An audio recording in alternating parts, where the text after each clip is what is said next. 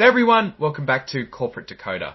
We're diving into a financial filing so complex it's like trying to assemble furniture from IKEA, but with legal jargon instead of instructions. This report might just give you a financial headache. But don't worry, we're here to make sense of it together. Today we are looking at DT Cloud Acquisition Corporation's amendment to their annual report. Basically, they're updating some info about who's in charge and what exhibits are included. Before we start, if you appreciate getting straight insights from corporate documents, make sure you're subscribed. We also have a Discord community linked in the description below. So this isn't their initial report from last year, just an update or an amendment to fix a few things in the original. Specifically, they're changing information in Item 10 Directors, Executive Officers and Corporate Governance, and Item 15 exhibits financial statement schedules. Item 10 is about the top people running the company, and Item 15 lists all the extra documents filed. As of late June of last year, the company calculated the value of its freely tradable stock to be around $71.4 million. This number is based on the price investors were paying for the stock at that time. Then this March, some shareholders decided to cash out. Over 1.8 million shares were redeemed, netting those shareholders about $10, almost $20 million. The company mentions the risk of acquiring a company outside of the United States. This introduces problems like different rates of inflation, difficulty collecting money, and language barrier with business partner. Also, the relationship of US with the foreign government could sour, leading to political instability and could have a negative impact.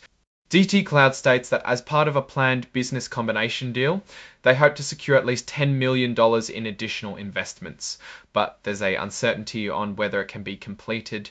Even though the above investment is not secured, as of January of this year, a specific investing company agreed to buy 30,000 shares for $10 each, injecting $300,000. But also, this is depending on whether the business combination is finished, casting shadows of doubt on success.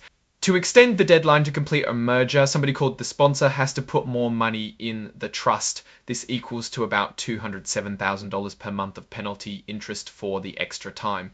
This can be done up to 15 times. However, it's unclear if this would be done, and this report also is an amendment to show the changes that the company has the right to make those changes.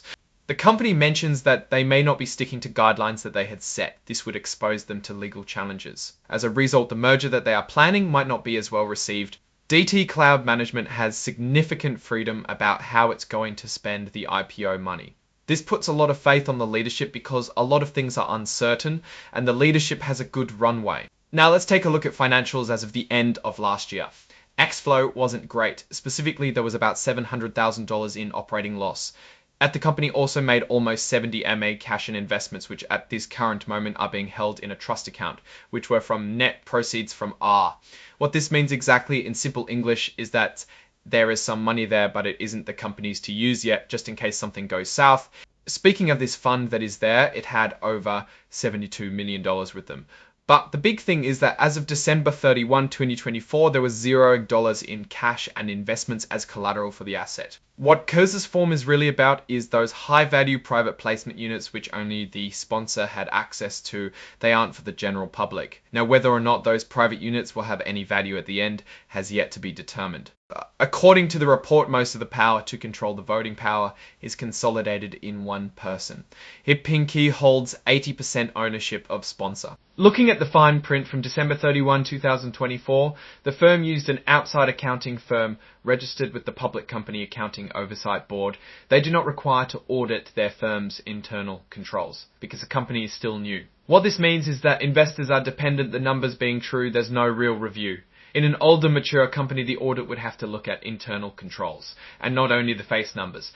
Now, for my opinion, DT Cloud is definitely one of the riskier investments, being a new company with limited operation. While the potential upside exists, there's a lot of dependence on their ability to find and execute deals, and the leadership has a good amount of leeway. Alright, that's our breakdown of this amendment. What's your take? Let me know in the comments below, and of course be sure to like and subscribe for more deep dives into the world of these SEC filings. Don't forget to check out the Discord in the description. Thanks for watching, see you next time.